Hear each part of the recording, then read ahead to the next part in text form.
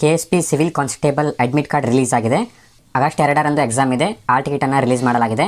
ಈ ಒಂದು ವಿಡಿಯೋಲಿ ನಾವು ಆಲ್ ಟಿಕೆಟನ್ನು ಡೌನ್ಲೋಡ್ ಮಾಡುವುದು ಹೇಗೆ, ಮತ್ತು ಎಕ್ಸಾಮ್ಗೆ ಯಾವ ರೀತಿ ಅಟೆಂಡ್ ಮಾಡುವುದು, ಏನೆಲ್ಲ ಷರತ್ತುಗಳಿವೆ, ಎಕ್ಸಾಮ್ ಸೆಂಟ್ರಲ್ಲಿ ಯಾವೆಲ್ಲ ವಸ್ತುಗಳನ್ನು ತೊಗೊಂಡು ಹೋಗಬೇಕು, ತೊಗೊಂಡು ಹೋಗಬಾರ್ದು ಅಂತ ಎಲ್ಲ ಒಂದು ಕಂಪ್ಲೀಟ್ ಇನ್ಫಾರ್ಮೇಷನನ್ನು ಈ ಒಂದು ವಿಡಿಯೋಲಿ ಡಿಸ್ಕಸ್ ಮಾಡೋಣ. ಓಕೆ, ಮೊದಲನೇದಾಗಿ civil police constable hall ticket ಬಂದು ರಿಲೀಸ್ ಆಗಿದೆ. ಸೊ ನೀವೀಗ ಸ್ಕ್ರೀನ್ ಮೇಲೆ ನೋಡ್ತಾ ಇದ್ರಲ್ಲ, ಯಾವ ರೀತಿ ಆಲ್ ಟಿಕೆಟನ್ನು ಡೌನ್ಲೋಡ್ ಮಾಡೋದಂದರೆ ಆಲ್ ಟಿಕೆಟ್ ಲಿಂಕ್ ಬಂದು ಡಿಸ್ಕ್ರಿಪ್ಷನಲ್ಲಿ ಕೊಟ್ಟಿರ್ತೀನಿ.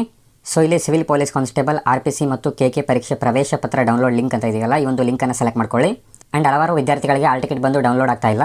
ಕೆಲವು ಸರ್ವರ್ ಇಶ್ಯೂ ಇರ್ಬೋದು, ಅಥವಾ ಜಾಸ್ತಿ ವಿದ್ಯಾರ್ಥಿಗಳು ಅಟ್ ಎ ಟೈಮ್ ಡೌನ್ಲೋಡ್ ಮಾಡ್ತಾ ಇರ್ತಾರಲ್ಲ, ಸೊ ಅದಕ್ಕೋಸ್ಕರ ಡೌನ್ಲೋಡ್ ಆಗ್ತಿರಲ್ಲ. 2-3 ಡೇಸ್ ಟೈಮ್ ಇದೆ, ನೀವು ಆರಾಮಾಗಿ ಡೌನ್ಲೋಡ್ ಮಾಡ್ಕೊಳ್ಳಿ. ಸೊ ಲಿಂಕನ್ನು ಕ್ಲಿಕ್ ಮಾಡ್ಕೊಂಡ ನಂತರ ನಿಮಗೆ ಇಲ್ಲಿ ಮೊದಲನೇದಾಗಿ ಎಕ್ಸಾಮಿನೇಷನ್ ಅಂತ ಇದೆಯಲ್ಲ, ಇಲ್ಲಿ ಮೊದಲನೇದಾಗಿ ಸೆಲೆಕ್ಟ್ ಮಾಡ್ಕೊಂಡ ನಂತರ ನಿಮಗೆ ಇಲ್ಲಿ ಸಿವಿಲ್ ಪೊಲೀಸ್ ಕಾನ್ಸ್ಟೇಬಲ್ RPC ಮತ್ತು KK ಅಂತ ಶೋ ಆಗಿರುತ್ತೆ. ನೀವು RPC ಆಲ್ ಟಿಕೆಟನ್ನು ಡೌನ್ಲೋಡ್ ಮಾಡೋದಕ್ಕೆ RPCಯನ್ನು ಸೆಲೆಕ್ಟ್ ಮಾಡ್ಕೊಳ್ಳಿ.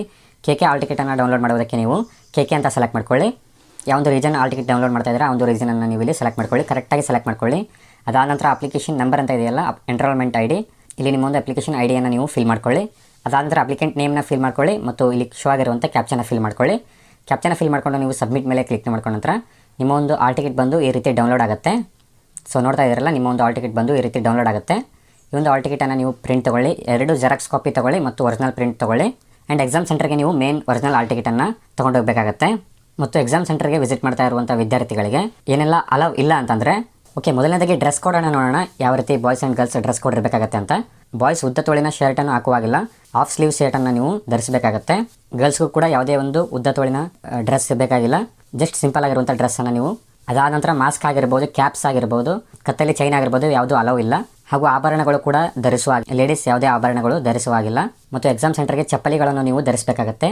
ಸ್ಯಾಂಡಲ್ಸ್ ಆಗಲಿ ಶೂಸ್ ಆಗಲಿ ಅಲವ್ ಇಲ್ಲ, ಕೇವಲ ಸ್ಲಿಪ್ಪರ್ಸ್ ಚಪ್ಪಲಿಗಳನ್ನು ನೀವು ಧರಿಸಬೇಕಾಗತ್ತೆ. ಸೊ ಇದೆಲ್ಲ ಮೇನ್ ಇಂಪಾರ್ಟೆಂಟ್ ಥಿಂಗ್ಸ್. ಯಾರೆಲ್ಲ ಎಕ್ಸಾಮನ್ನು ಕಂಡಕ್ಟ್ ಮಾಡ್ತಾ ಇದ್ದೀರಾ, ಟೆಲಿಗ್ರಾಮಲ್ಲಿ ನೀವು ಎಲ್ಲ ಡೀಟೇಲ್ಸನ್ನು ಚೆಕ್ ಮಾಡ್ಬೋದು. ಟೆಲಿಗ್ರಾಮ್ ಚಾನಲ್ಗೆ ಜಾಯ್ನ್ ಆಗಿಲ್ಲ ಅಂದರೆ ಡಿಸ್ಕ್ರಿಪ್ಷನಲ್ಲಿ ಟೆಲಿಗ್ರಾಮ್ ಚಾನಲ್ ಲಿಂಕ್ ಇರುತ್ತೆ. ಬೆಲ್ ಸಮಯಗಳು ಇನ್ನೂ ಬಿಟ್ಟಿಲ್ಲ, ಬಿಟ್ಟ ತಕ್ಷಣ ನಿಮಗೆ ಟೆಲಿಗ್ರಾಮಲ್ಲಿ ಅಪ್ಡೇಟ್ ಮಾಡ್ತೀನಿ. ಓಕೆ, ಯಾರೆಲ್ಲ ಆಲ್ ಟಿಕೆಟನ್ನು ಡೌನ್ಲೋಡ್ ಮಾಡ್ಕೊಂಡಿದ್ದಾರೆ ಕೆಳಗಡೆ ಕಾಮೆಂಟ್ ಹಾಕಿ. ಓಕೆ, ಈ ಒಂದು ವಿಡಿಯೋನ ನಾನು ಇಲ್ಲಿಗೆ ಕಂಪ್ಲೀಟ್ ಮಾಡ್ತಾ ಇದ್ದೀನಿ. ವಿಡಿಯೋ ಏನಾದರೂ ಇಷ್ಟದಲ್ಲಿ ವಿಡಿಯೋಗೊಂದು ಲೈಕ್ ಮಾಡಿ, ಚಾನಲ್ಗೆ ಏನಾದರೂ ಇನ್ನೂ ಸಬ್ಸ್ಕ್ರೈಬ್ ಆಗಿಲ್ಲ ಅಂದರೆ ಸಬ್ಸ್ಕ್ರೈಬ್ ಆಗಿ ಅಂತ ಹೇಳ್ತಾ ಮತ್ತೆ ಸಿಗೋಣ ಮುಂದಿನ ವಿಡಿಯೋಲಿ.